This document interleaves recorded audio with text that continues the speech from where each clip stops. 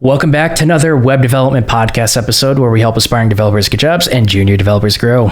In this episode, we're going to be diving into SEO, search engine optimization. If you are an aspiring developer and you want to aim for front end and you want to be able to stand out a little bit more, focusing a little bit more on accessibility and search engine optimization can be if you're interested in it, it could be a niche that helps you stand out. And it's also a niche that also focuses on the business needs, the user's needs. And so, companies want to hire people that care about this kind of stuff. And if you are a front-end developer that you don't really have a lot of details around search engine optimization, and we're even going to dive into some of the specific technical tags and, how your company's probably going to rank through organic search. We're going to dive into all that. So if you're an experienced developer or aspiring developer, we're definitely going to provide some useful information for you. But I decided to bring on a senior SEO specialist. Evan, thanks so much for coming on. Thank you for having me, Don. Love it. All right. So before we dive into things, you want to give just a quick intro about your background and yeah. Yeah, definitely.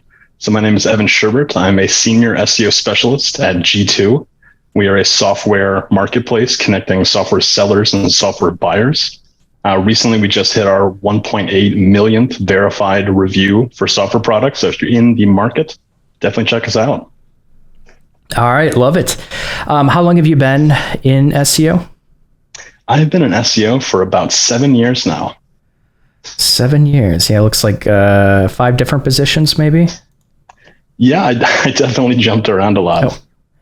Okay. So with SEO in your position, do you feel like the responsibilities are very different depending on the company? Oh, definitely. Yeah. Okay. A lot of my earlier experience was kind of small business and then jumping to mid-sized agencies and then really kind of hitting my stride and getting that global agency, like, marketing first instead of just SEO. Kind of getting out of my, hidey hole just for a second, just to see what the marketing world's all about. And then I was hooked. Gotcha. Okay. So you started focusing on the marketing world. Interesting. Okay. So kind of just to start with, I actually want to start with how you even mentioned it in the details, how SEO and front-end developers can work together. How does someone like you in your position typically work with front-end developers? Yeah, it's a great question. And so oftentimes either the SEO team will notice something happening on g2.com or one of our friends in the development team will notice something, or, hopefully not a vendor will notice something is not working on the site, and we will work together to, ideate a solution, score it, and really prep it for sprint planning and figure out, how we can really solve this issue. Okay. All right. So whoever kind of spots it first. I feel like with my first company, we had someone dedicated to SEO. And we were even talking about before the episode about like even writing up Schema and how that's read with search engines. I'm like, when I was learning how to become a developer, that wasn't in any course. It wasn't in my coding boot camp. Like honestly, if I didn't learn it then, I probably never would have learned it. So let's actually jump into some of the technical stuff. So when it comes to specific SEO technical details and tags that are, super valuable for your rankings in search, you want to kind of just like dive into some of the tags that you feel like front-end developers should be aware of? Definitely. I think it's often some of that foundational SEO. Everyone kind of learns at the beginning the importance of those meta titles and the meta descriptions, as well as some of those H1s through H6s. Typically, when we think about, those tags, those are typically the most impactful places where SEOs can really have a positive impact on ranking potentially. We know that search engines really use those heading levels as well as the surrounding paragraph text. They can really parse that out. And if it's done correctly, a developer can really rank well for the keywords they really care about the most. Okay, I'm going to be selfish here for a second. I got a question about my website. I want to see if you could solve it. Then we'll get back to information for you guys. All right. I love it.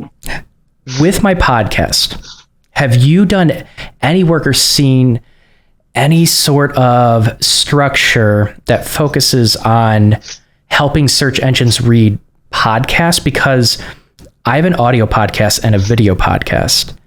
And I'm kind of torn between, because I think I can only use certain tags to declare it as an audio podcast, or I prioritize the video content, and that's what's going to be a little bit more searchable. Does that ring a bell? Yeah, I think you're definitely approaching it in the right way so far. And I always want to know kind of more to add on to it, but you really hit a really good spot to focus your attention on. I think the only other area of opportunity, and it sounds a little bit old school, but RSS feeds are still really effective. Yeah. So I have a podcast host with an RSS feed, and I pull a lot of information from that. Actually, here's my question. I think, this will answer it. Does Google prioritize video content over audio content? It's a good question. I know it definitely has an easier time with audio content. It's definitely getting better at understanding video content, and it's using sort of what it's learning with transcription and applying it to video. If we think about it, Google can read text. It's not challenging anymore for that. But when it comes to video, it doesn't have eyes yet. And so it uses some of that audio transcription information to sort of figure out what that video is talking about, to get a sense of, if this video was actually a piece of HTML, like a static document, what would that document say? And so it definitely has an easier time with audio, but I think every single day it gets better with video. Interesting. Okay, cool. So what I'm hearing also, and maybe I'll just see if I can verify a few things. So a lot of aspiring developers, when they're trying to put information on their page, sometimes they'll just, when you're starting out, you just put it in a bunch of divs, right? You just want to get information up there and you want to style those divs and you're experimenting. And so you had mentioned, okay, so Google really prioritizes heading tags, H1 through H6. How much do they prioritize those tags? What happens if you misorder them? Do you need them? Is it really that big of a deal? Yeah, it's a really good question, Don. I think heading tags are really, really useful both for search engines and users, right? I think oftentimes the confusion in this space, working in-house, working with broader teams, can be kind of that confusion with heading levels, right? To users, they're visual differences. To search engines, they're kind of a way of grouping information in a hierarchy. The H1 of the page should really be the most impactful, the most important information on the page, almost like a book chapter. And as we go from H1 to H2, H3, and so on, they should all relate to that main idea or topic, but still be distinct enough to sort of stand on their own and relate to that main idea. And so for users, it helps us sort of scan the page if we're impatient to find the information we want. But for search engines, it really helps them sort of understand the information on the page in a broader context. I think Google is smart enough where, most of the web is kind of broken. I think we could, or that's probably a conversation for a later episode.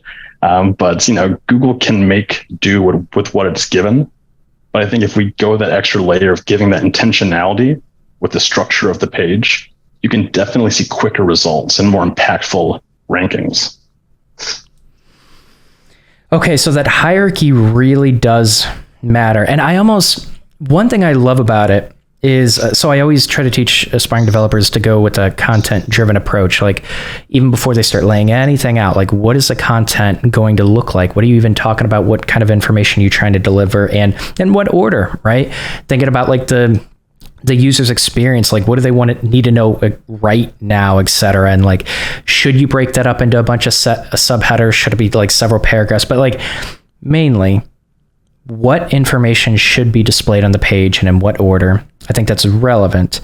I have a question. So do you think Google is sophisticated enough to read that document and figure out a hierarchy without the header tags?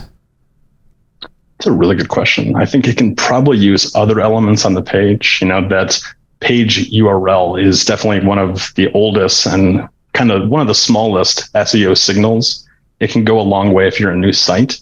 But, in the broad scope of things, I think the more intentionality we put in that structure, it'll help it along. But it probably could figure out without any sort of heading tags, the information on the page after enough time, after enough crawls. Okay.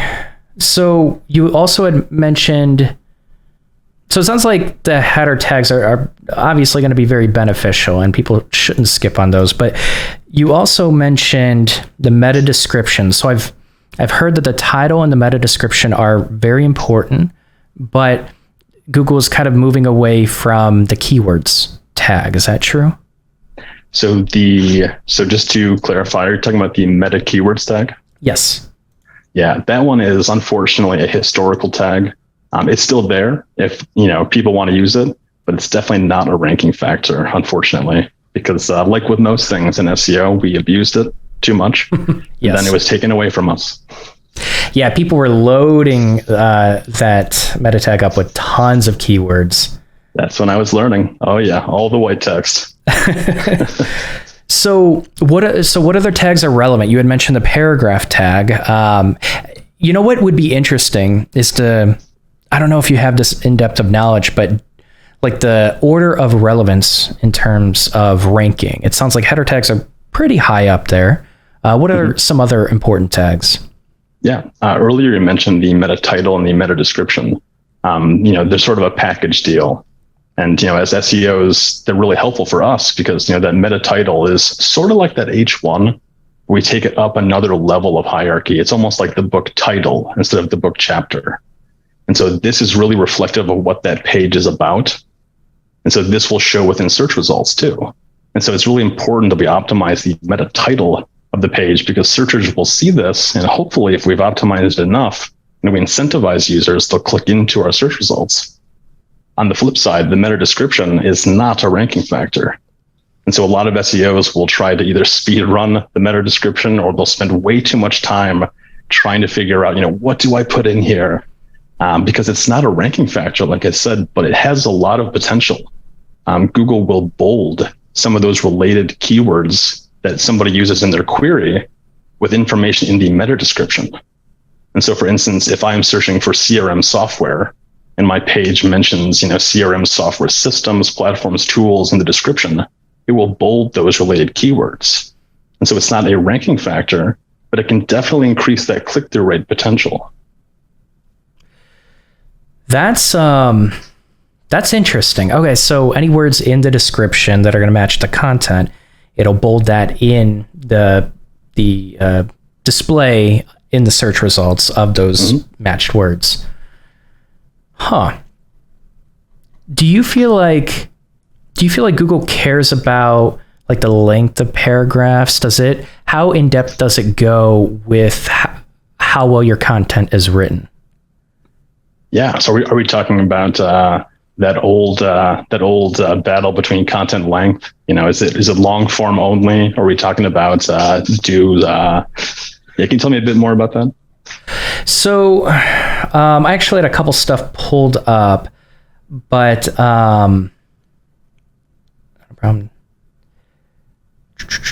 so when it reads the content, okay, actually, I'll start with this question.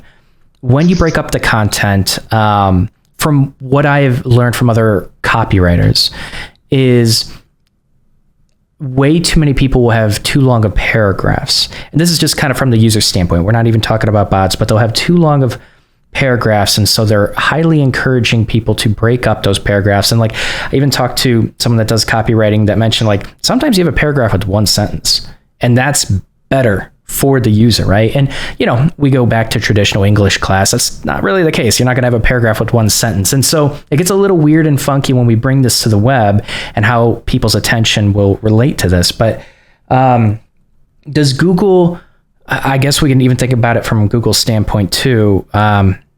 Does it just care about a giant block of text? Does it distinguish, like if you break it and do 2 paragraphs instead of 1, is that actually going to be relevant to Google? Does that tell Google anything? Does it rank you higher? Yeah, it's a really good question. I think, oftentimes, funny enough, I watched that episode before this. Oh, cool.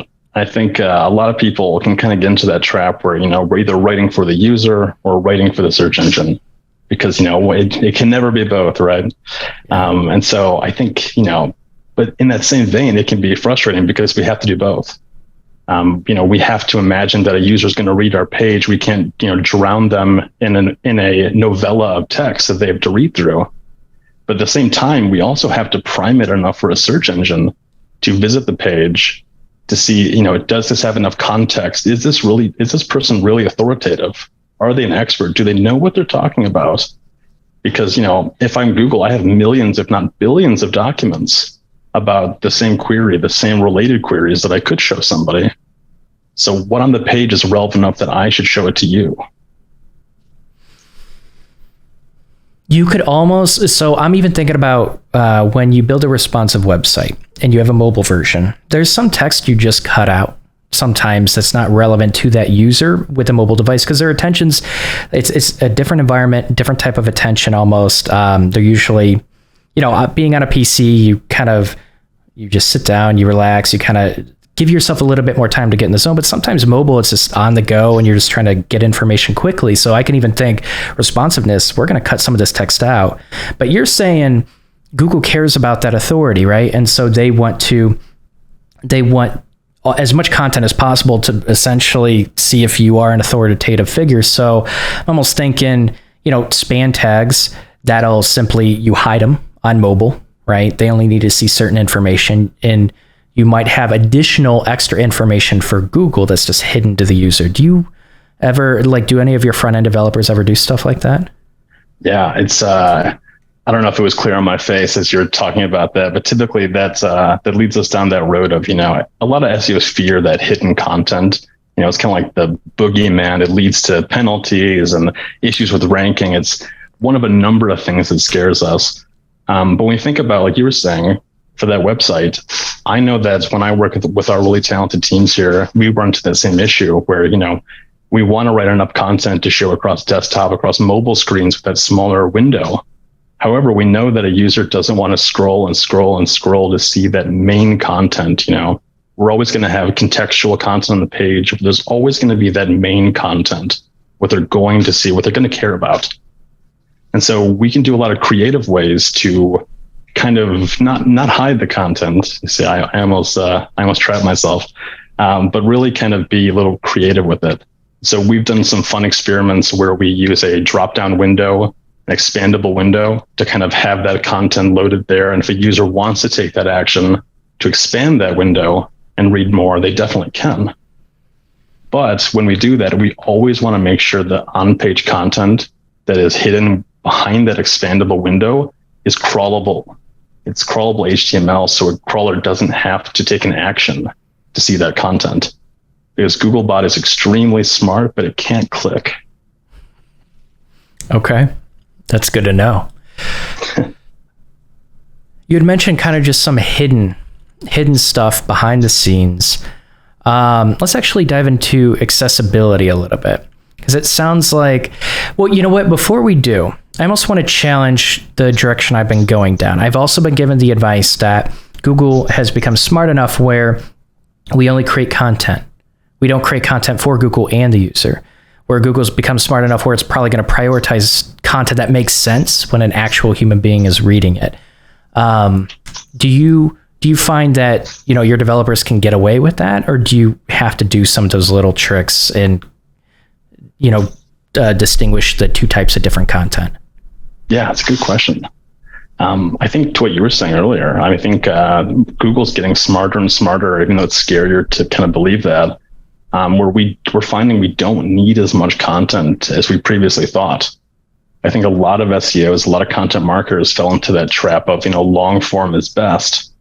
Because if you're going to write about a topic, we can also demonstrate our expertise by going long form, by going detailed into what we're talking about, which is definitely good in some senses, but it also is a huge weight to our teams that are creating that content, who are marketing that content, where, I think that it really doesn't have to be that same degree anymore. We can take that short form approach and still see a good impact to ranking and relevance. There's been a lot of really good updates recently with Google, including the passages update that allowed Google to get even better at parsing and understanding content in context on the page and then pulling that into search results. So it seems like it's even getting better at understanding the document and what it can hold and serve people. And so I definitely think we're learning more and more as we test and kind of do these experiments live on site. But we definitely, and maybe I shouldn't say it too loudly, we don't need as much content as before. That's good to know. That's definitely good to know. So it sounds like you wrote a lot of extra content because you felt like it was more searchable. It helped with the rankings. So, all right, yeah, Google's getting smarter. Great. That's not scary. So let's dive into accessibility a little bit. So I'm not, so feel free to tell me like if we hit a limitation, because I don't know how deep you go into the technical stuff on your day-to-day right now, but what are some really useful, important tags that are going to focus on accessibility that aspiring front-end developers should know about? Yeah, definitely. I know when it comes to accessibility, especially for me in my day-to-day, I really focus heavily on image alt tags for accessibility, really focusing on what a screen reader can see. Because at the end of the day, we really need to optimize for that reason. We kind of take it, we really kind of focus on, crawlable text at first blush. When it comes to accessibility, we need to kind of think beyond that. And for all these elements that can be read, taking the time to be strategic there. Do you think Google prioritizes websites that aim to be accessible? I don't know if they prioritize it, but they probably have a better user engagement signal. It's not like, I don't know if every single user is using a screen reader, but obviously the ones that do, they're not going to multiple websites and having the same bad experience. If they find a website that really works for them and is accessible to their needs, they're going to stay. They're going to convert because, a lot of websites don't think about accessibility. Mm-hmm. It's sort of an afterthought. Yeah, and so that's a tricky thing. It's like, sometimes we, on front-end teams, right, we always kind of have a push for accessibility from some people. And I think the thing is, I think a lot of front-end developers want to care about accessibility, but it is an afterthought when we have a tight deadline, when our funding's running short, especially in the startup world. So many times, like it becomes an afterthought because sometimes it's about like these requirements that we have to hit. Like these could actually be costing us, jobs at our company, or like might not. So I live in the startup world. So this is like the perspective I see. Larger companies, I think you can have a little bit more resources and weight behind the team to be able to handle some of these things. But I also think it's important to, if we want to have this conversation, if we want to encourage accessibility in teams, we also have to think about it from a business standpoint, right? It's not just we should have accessibility. Okay, why should we have it, right? And, I don't want to dive into like the huge moral thing because that's a whole other conversation, but we could also have the conversation about how it brings more revenue, how it, and if it does impact search results, et cetera. But, accessibility is even going back to like really fundamental stuff, like having a hierarchy with your header tags and having the content that's going to be very searchable, and image alt tags, et cetera. So I think there are some tags where you kind of accrue a little bit of a penalty, but I guess I want to ask, are there any other tags besides an image alt text that you feel, in terms of accessibility, that you feel like are going to be important? For example, let's even toss a screen reader idea. Like, do you find that like a lot of users are actually tabbing through the web page? What happens like when we lose track of a tab index or we load up a modal and we haven't really built that? Because with React and get a little bit weird sometimes. Mm-hmm. And so you might have to manually add that in depending on your application. But like, are there any other tags that you feel like are pretty important? Yeah, you mentioned earlier those heading level tags again, right? I was recently at MozCon this year, and there was a great speaker who really talked about accessibility. And her example, what I thought was beautiful, that she pulled up a news site, and news sites, those big sites with a lot of different pages, a lot of page types, those are some of the worst offenders when it comes to accessibility. And she gave us a demo of what that experience is like for somebody using a screen reader, and it was horrifying. It really made me care a lot about accessibility, where, going through that experience of somebody trying to just, learn about the news today, the screen reader is just reading every heading, where there's no hierarchy, there's no information, there's no articles, there's just, sections of a website. For a news website, that feels, yeah, I'm surprised. Oh, I mean, I feel like you have more experience than I do with this, but the bigger the website, right? the easier it is for some of those foundational elements to go kind of under the radar or just kind of get all spooled up in that spaghetti of the site. What's weird is I feel like a company, so I've had companies that have 30% of their revenue has literally come from organic search, which is, I don't know if that's high or low. That seems pretty high, and that's with a team of like tons of salesmen as well, bringing in clients. I feel like an information heavy website, like those are fundamental things you would think they would focus on that would probably boost their rankings in the search engine. Right? Am I off on that? No, I think you're definitely right. But I think you mentioned earlier, unfortunately, it's never, anyone's biggest priority. They're about getting the new article live. They're about getting, headings are one thing. But when you have like a mega menu that aggregates a bunch of stories of the day or a bunch of information, it's sort of a last thought. It's sort of like, next sprint when we have time, let's come back to it. Or, it's sort of the first thing that gets eked off that optimization or sprint planning board, where, it's more about the foundations and the fundamental elements of the site, less about accessibility. It's also understanding your users. So, outside of the moral conversation, I don't think it's effective to make a big push for accessibility on a moral ground.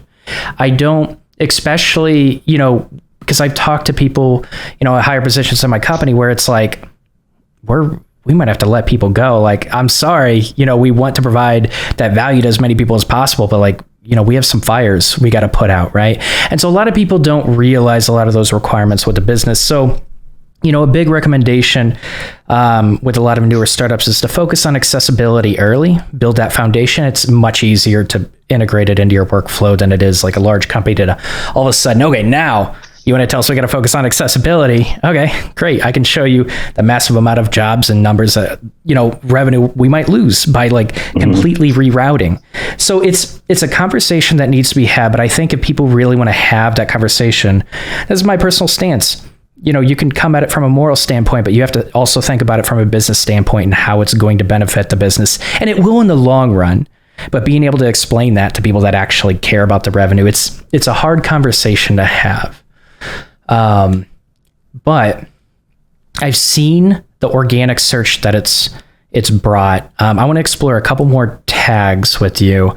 We had talked about the schema, right? I remember spending quite a bit of time going through the code and like getting all the right schema tags. And I remember spending way too much time and they're like, Don, you actually didn't need all these schema tags. Okay, I just needed these. So, but I feel like front-end developers can spend a good chunk of time with that. Do you feel like focusing on those types of schema tags are worth it for rankings?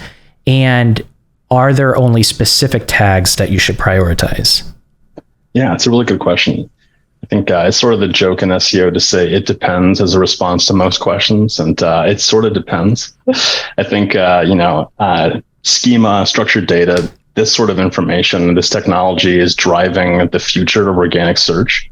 It powers those, it doesn't power necessarily, but it definitely helps create those enhanced search results. So those featured snippets, those FAQ results, those local results, those event FAQs, a lot of those cool enhancements you're seeing in search results are powered by this technology. As I'm reading more, I'm also reading that I remember Google had a really cool feature where, when you ask a question in Google can display search results, but like it has kind of a list of all of like a similar or the same question asked. And what it'll do, it's actually smart enough to look through the content of a page and figure out, does this specific answer in this huge block of text answer this person's question, right? If it does, we're going to prioritize that listing and we're actually going to conveniently provide that answer for them. Do you feel like Google is smart enough to be able to do that on its own? Or do you feel like schema tags are still going to be around for a long time to map to those specific features? Yeah, that's a really good question. I think, like we were saying earlier, Google is really, really smart. I think structured data and schema goes a long way for a site for priming a crawler with that information, but it's not necessary to rank for those featured snippets. Google can understand that and show that without the markup there. It's just a matter of, taking the time, if you want to be strategic and prime that to have kind of a more scalable result, taking the time to figure out a scalable solution with your site. Okay. I'll be honest. I feel like I'm so lost when it comes to organic search. I do.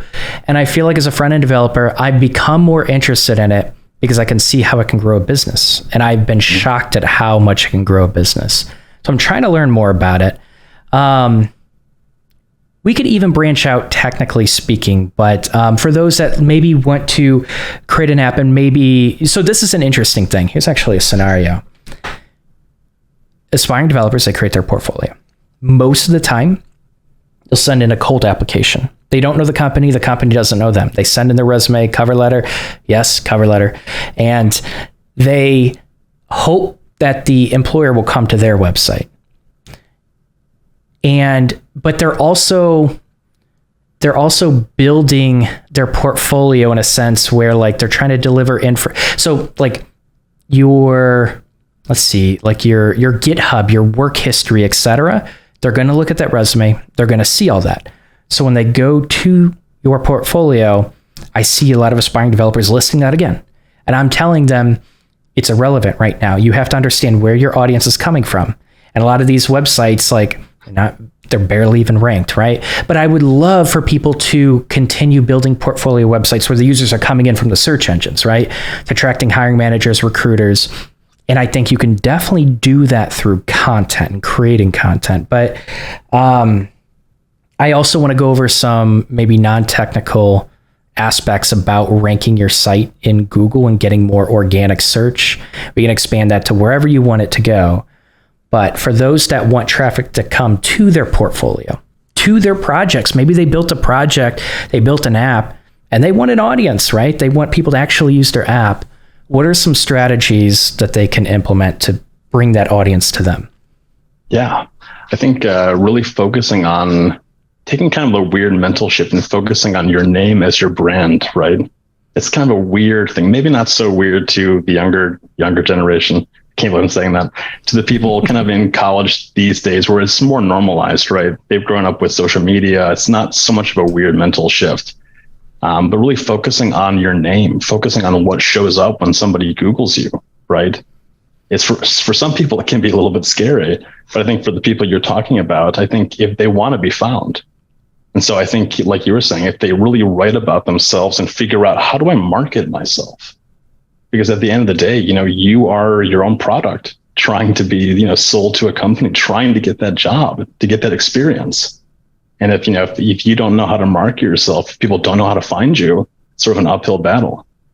And so I think you can also do this in a few other ways, just besides on-page content. Google has made a lot of advancements lately in authorship.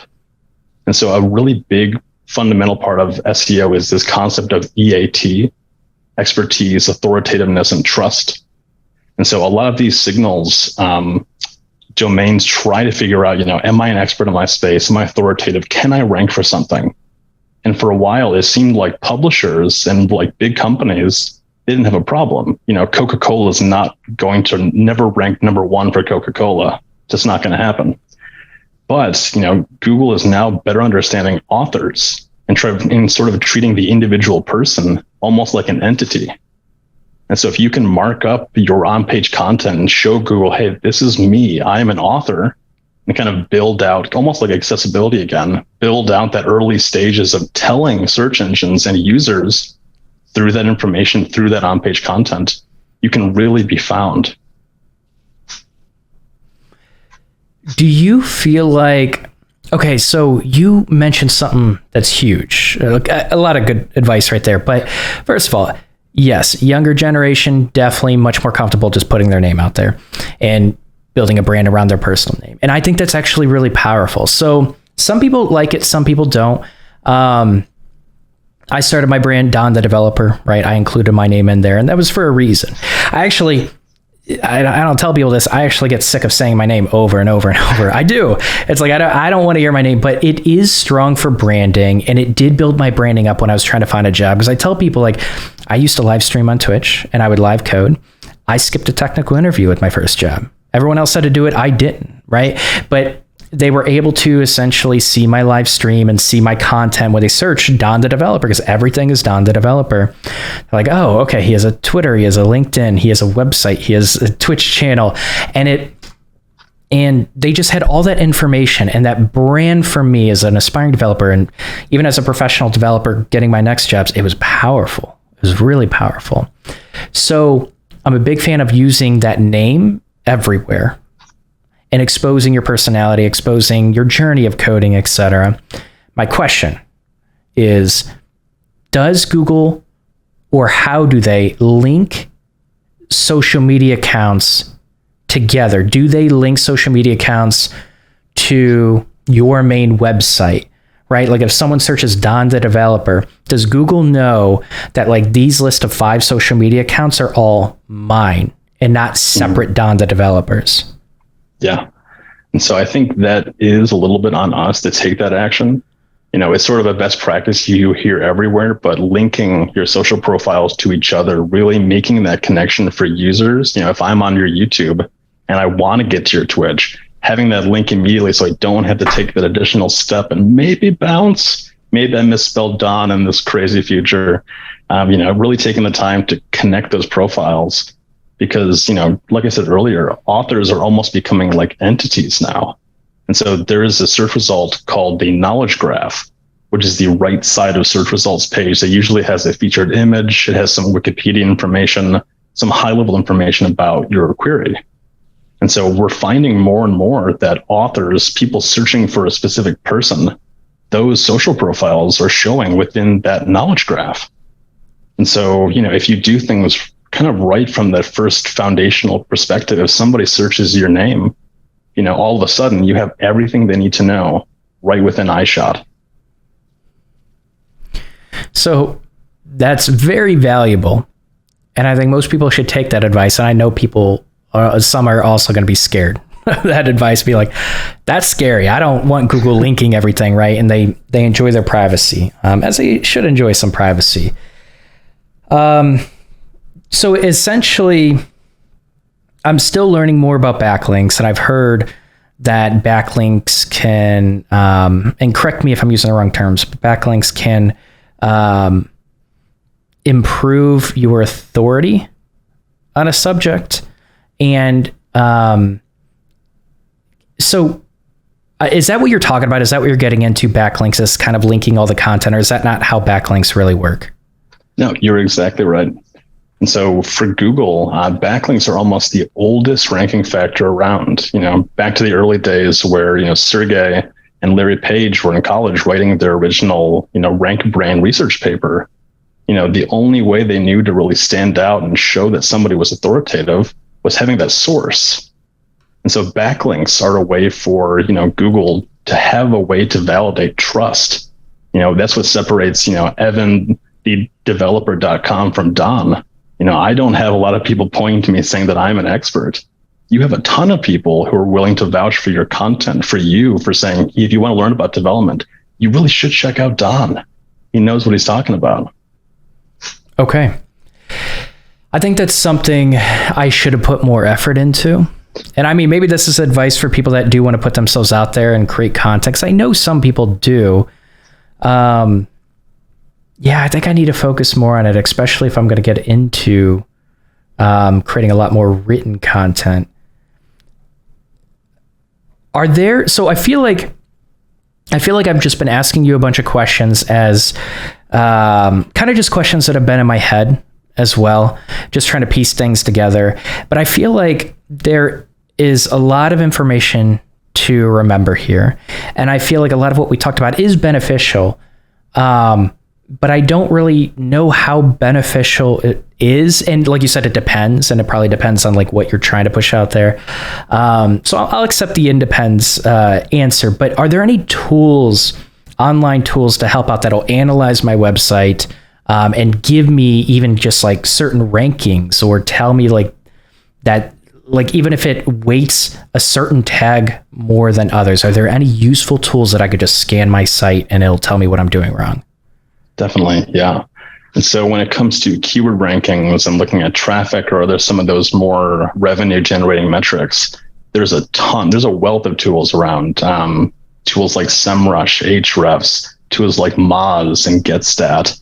A lot of these tools have free options available to you, as well as some more paid and premium functions that allow you to track keywords over time, to track the SERP, what Google is introducing to new SERP environments every single day, and really kind of give you, from beyond a content, is there a format that Google's preferring?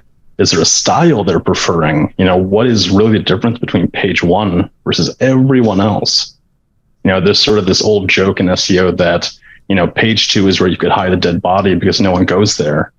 And in some respects, I think that's still true, right? I know that I will go to page 10 all the time because I'm a lunatic, but most people aren't going past page 2, maybe even page 3. Come on. When's the last time you went to page 3? You're right. No, you're absolutely right. That's a really good point. I think that's a really good, I actually think that's a healthy mindset. I think understanding, this is just a world we live in with, in my opinion, a lot of our attention is being trained to essentially be sat from us, and a lot of our devices and apps it's just a bunch of dopamine hits and creating addictive behavior, but it's creating behavior that doesn't allow us to essentially patiently look through a lot of content to find quality content. We want it now, we want it right away. And we want the answer delivered to us almost immediately when we go onto a web page. And so I think it's important to understand people's attention in this world right now, because like you said, I haven't been to page 3 for forever. I can't even think of a search term that I looked at page 3, but yeah, you're absolutely right about that. I have a couple other questions about some extra tags, and then I kind of just want to summarize. I know I'm all over the place. I'm just curious. This is what happens when I'm curious. I just ask questions that I keep, I just have at the back of my mind. But when I build out a web page, there are ways to organize content with sections, articles, asides, and I feel like maybe news websites use, from your perspective, maybe they don't care about any of that, right? Because it doesn't sound like they really care about accessibility, but organizing a lot of your content based on the type of content it is with tags like article, section, aside, even header, footer, how relevant are those types of tags? Definitely. I think the tags themselves are probably relevant for the developer, for the person who's in that front end trying to organize the information, trying to, figure out what the user's going to see. I know for Google, for search engine crawlers, that head tag is really important. All that really good information that Google relies on is in there. Things like the meta title, description, the canonical. A lot of those really important elements are there, and the footer is a great spot for most people just to shove links in there. But we know better. We know the footer is a really valuable place for users and for search engines. But I definitely think it might be more for the organization standpoint. Interesting. Okay. Well, that's a relief because I underuse those tags. I'm going to be honest, because even just talking about all of this, I don't feel overwhelmed, but I know I'm going to forget some stuff. And I feel like it's interesting because with React, this is why I love React in general. It's a lot of conventions or a lot of courses will teach conventions around compartmentalizing a lot of React components. And what you can do is you can create your own article component. You can create your own side component, header component, footer component, and you can reuse that across different applications, but it has this consistent structure that you just integrate in.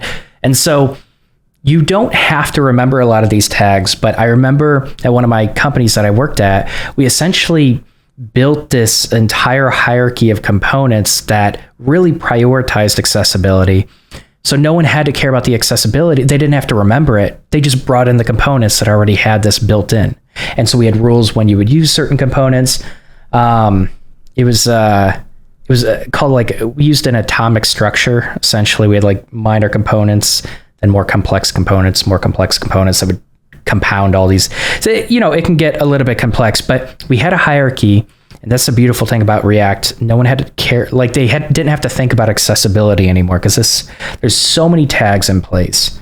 What about, you had mentioned the canonical tag. Can you elaborate on what that is and why it's important?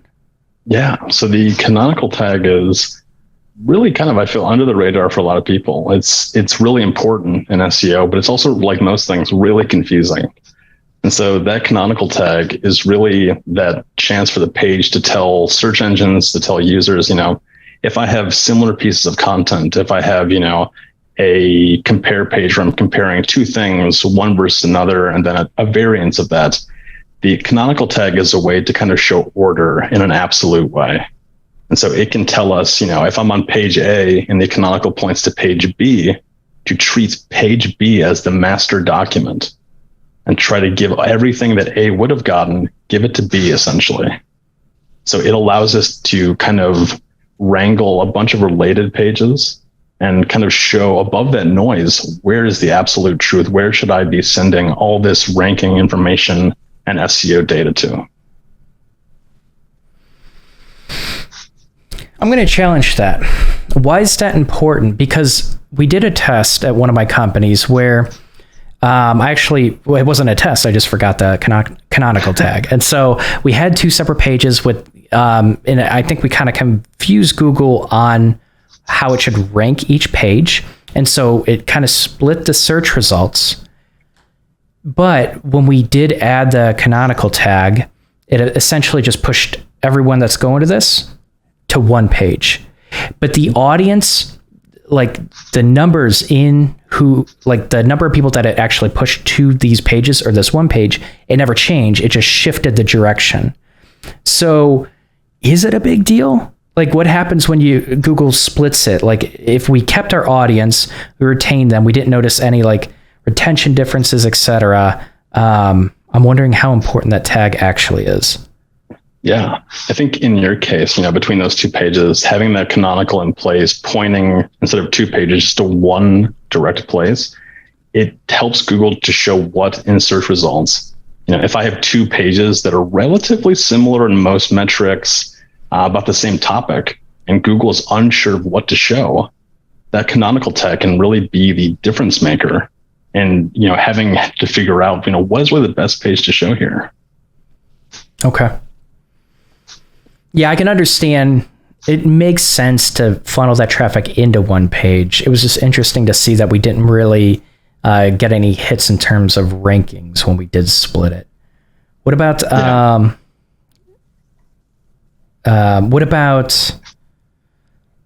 think I had one more tag I wanted to address. Oh yeah. So like sitemaps and the robot text file. I think it's a text. I don't even know. It is. Okay. So the robot file, the robot text file, and the sitemap. I've heard that the sitemap was actually fairly irrelevant, and typically you're going to add it in later down the road. Like a lot of new applications and websites won't use it initially. No one ever talks about the robot.txt file. So yeah.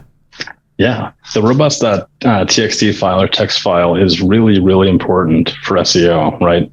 This is our one chance. Well, not really our one chance, but it's a document that Google has to crawl first before it crawls your website to basically tell it what can I crawl and what can I not crawl, specific to a individual user agent, a page type, a content type. That's your document to put rules in place. Now, Google doesn't have to necessarily follow those all the time, but it's your chance to really say, in the best case scenario, here's what I want you to crawl and here's what I really don't.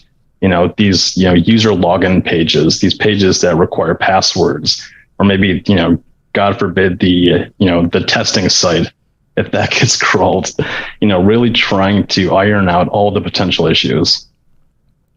So with the robot.txt file, this essentially, I don't know why it should be going to your testing site, but like it's essentially just if you need those specific exclusions, because I don't think a lot of apps do.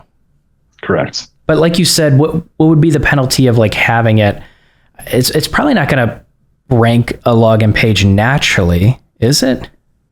It definitely can. It definitely can't get into that, actual pages behind that login window, but it can still see that initial login page. And so I mentioned a testing site earlier because it's one of those things that keeps me up at night, one of many. It's something called a spider trap. And so, as SEOs, we want to make sure, especially with a larger site, we run into issues of cannibalization and having way too many similar pages, just given the scale of a site. And so we run into issues where, if a crawler gets to a staging website of ours, then it's my nightmare, because then it has 4 versions or 3 versions of a same site. And now instead of, one cannibalization pair, I have 6. I mean, I can tell you, as developers, sometimes we like to have fun with the content. We replace some content on the staging environment, so there's probably other information you don't want displayed or ranked. I can see that. Definitely. That's interesting, because you're specifically talking about like a website that it is hard to scale a website and keep track of a lot of that. So that does make sense. I feel like I have so many questions. So I'm realizing the time. So I'm going to ask this last question to let you kind of like share anything else you want to share. But what about the sitemap specifically? Do you think that's relevant? Mm-hmm. And so there's kind of 2 necessary sitemaps. We have the HTML sitemap, that standard one where it's really kind of for users, giving them kind of an outline of your sitemap and your site content.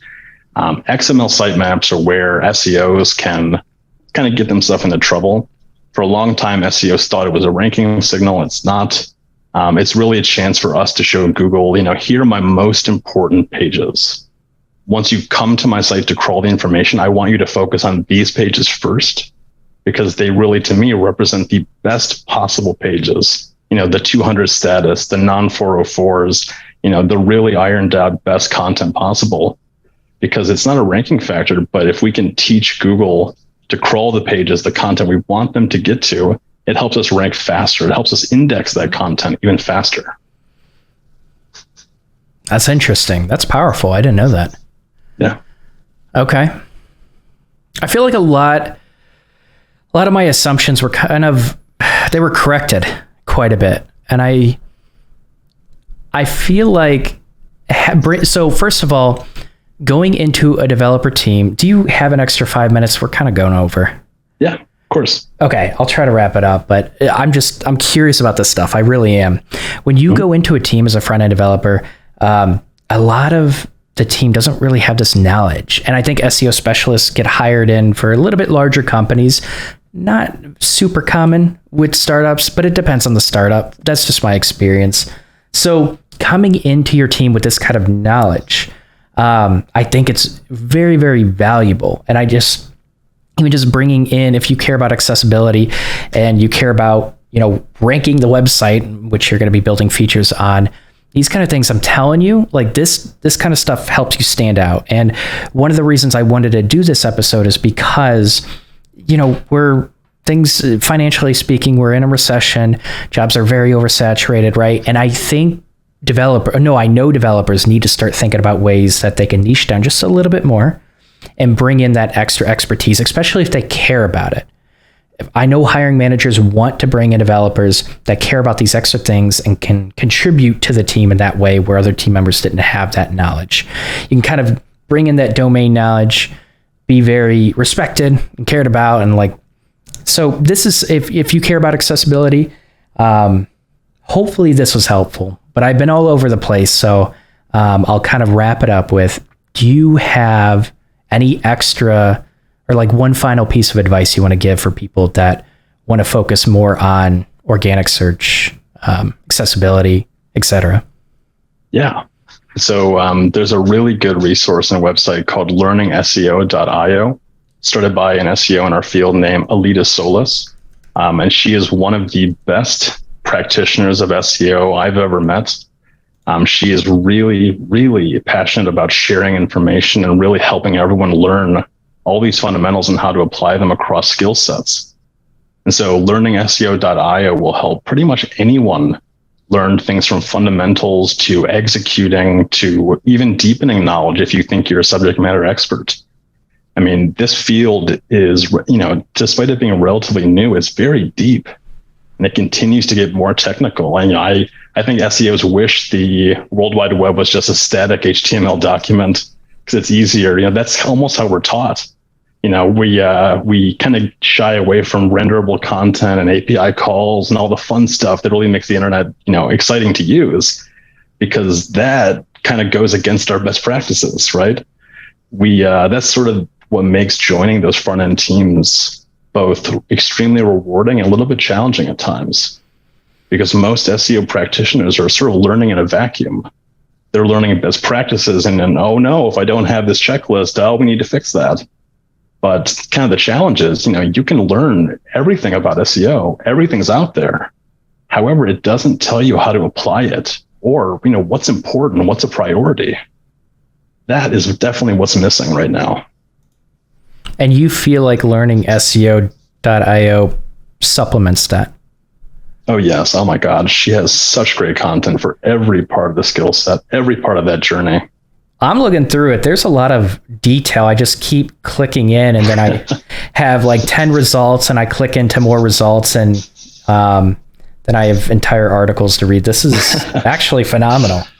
Oh, yeah. Every single day, the hardest part is not going down rabbit holes in my day-to-day work, because everything leads to another, right? Like previously, I think probably a few years ago, technical SEO was my weakest skill. I was really confident in content. I knew how that worked. But if you, told me that, static content and rendered content was different, I would have lost my mind. I think, having the ability to kind of be uncomfortable and learning something that you may think is beyond you is a really important step. And at the end of the day, that's what helps me work collaboratively with developers the best. I can say, here's what I think from an SEO perspective, but I know I'm missing at least 50% of what's happening, right? Like from a developmental standpoint, I rely on my coworkers to kind of teach me and help me catch up to what they're working at, because, I can't rely on everyone to think SEO is as really cool as I do, right? Because it definitely is, but, it's not everyone's top priority.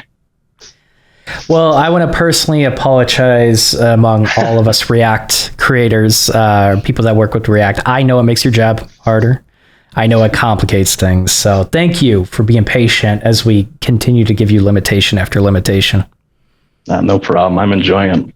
Okay, cool. All right, that's it. So this is more of a curiosity episode.